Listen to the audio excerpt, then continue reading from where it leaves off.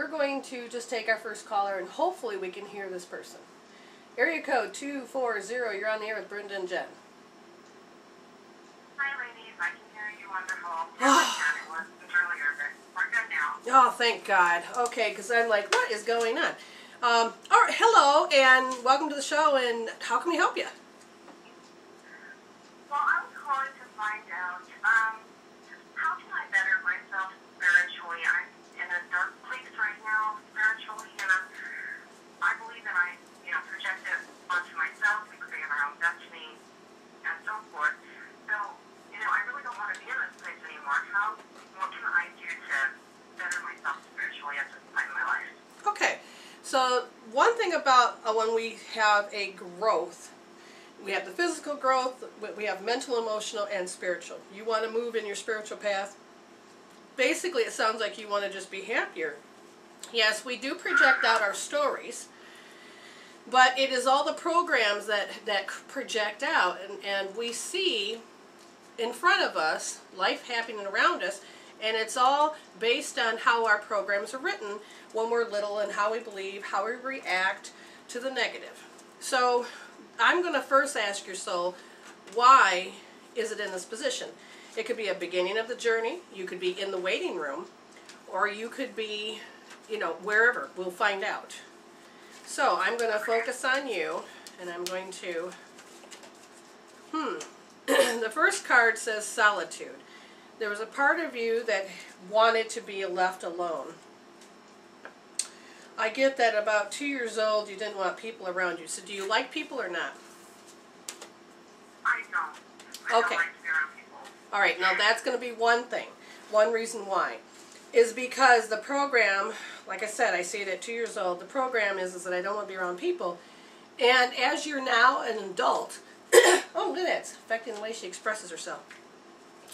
And now that you are chronologically aging, there's a part of you that, yeah, so I have this program, I don't like it, but I know that I want to get out there and I want to move forward.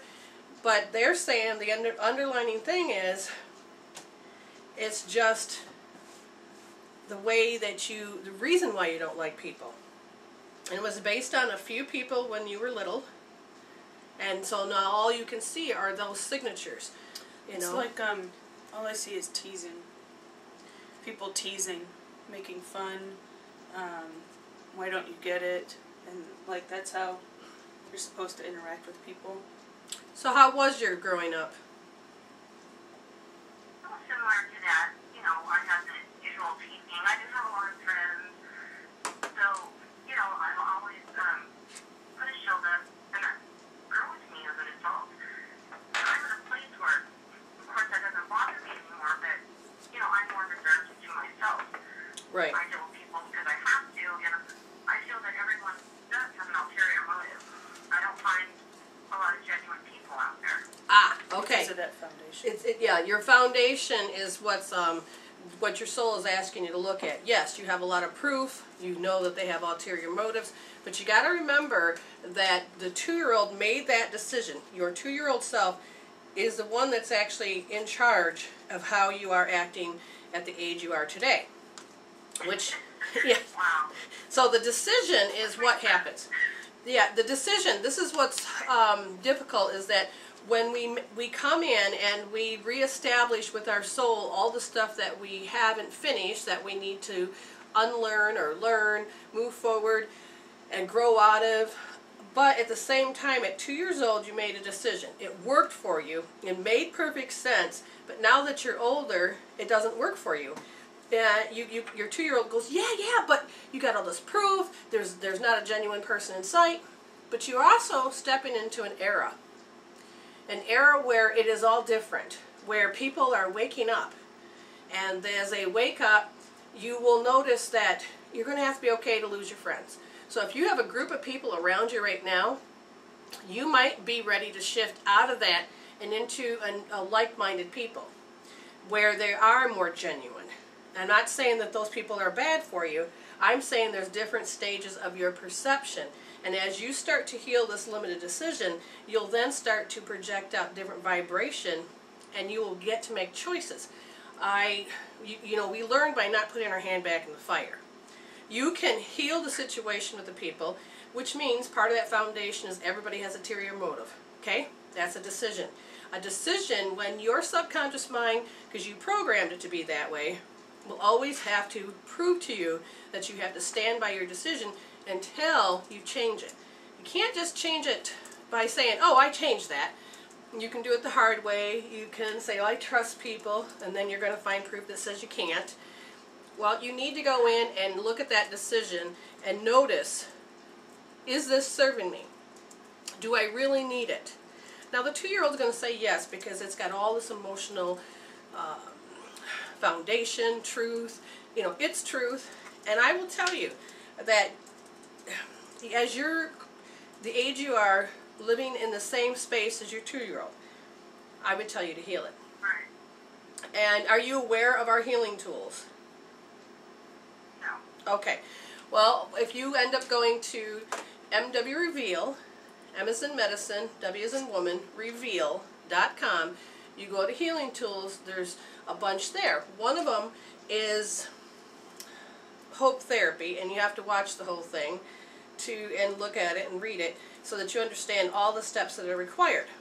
Now, what they want you to understand is that they want you to hold R2D. That R represents that you're going to hold the right wrist with your left thumb. You're going to hold it in the second position on the pulse point of your wrist. And you're going to push your thumb in deep, and like I said, the rest of the video will tell you where to put the rest of your hands. Now, since your 2-year-old and yourself are living this way, they're your truth. It's your chemical peptides you keep creating over and over. You keep projecting the same thing. I have to let you know that the 2-year-old is going to say, yeah, but if you take this away, then people are really going to hurt me, and I've already protected myself. The 2-year-old is going to feel like you're taking away a safety blanket.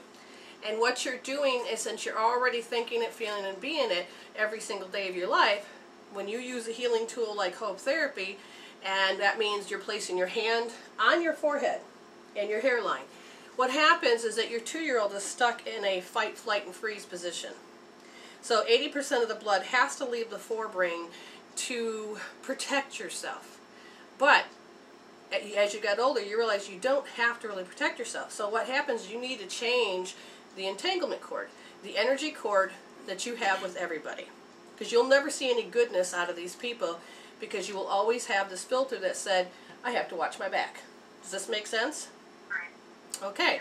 So the healing tool is going to help you. So when you know how you know it, and you put it on a scale from 0 to 10. 10 being, oh yeah, everybody has an ulterior motive. You could write a book about it. And you can even think about several people. That's what you get to do. You get to think about that topic. You get to say things in your head about that topic, even about the people. You give it a color and say, yeah, it just represents that.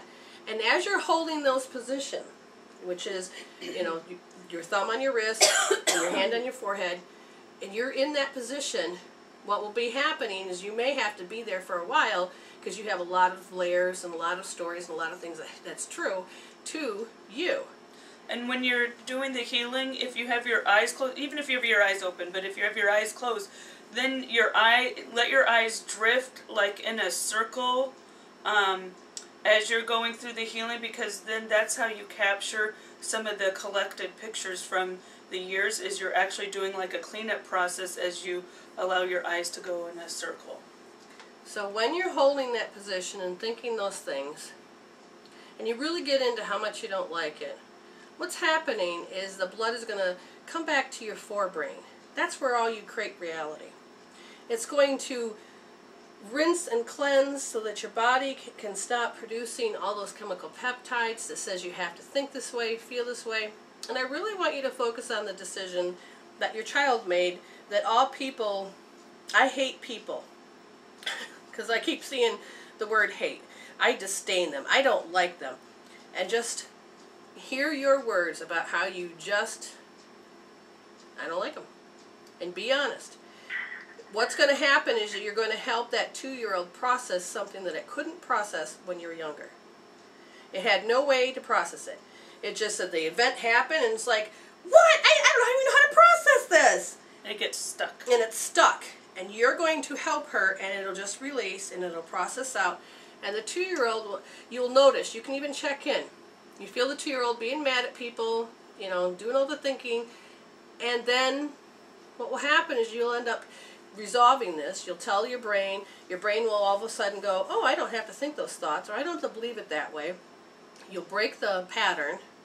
You can even look back at your two-year-old and says, are you still mad at him?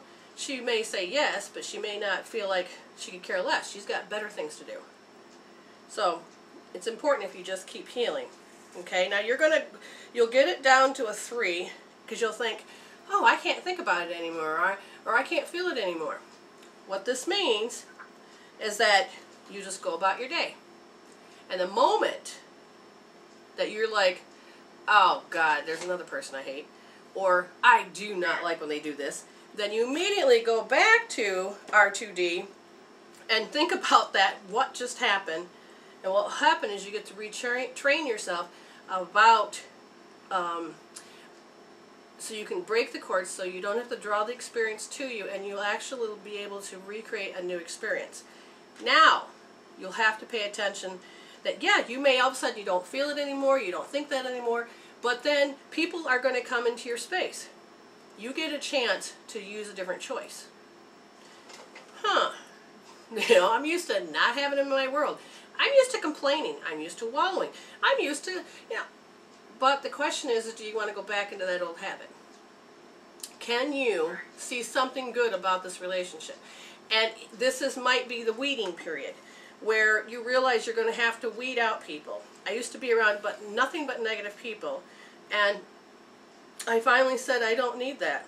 So I lassoed in, which is another healing tool, the golden lasso, and I brought to me like-minded people. And now my whole world is made up of like-minded people. The rest of the peeps that weren't into this just faded away because they didn't want to be in my weirdness. And that's okay.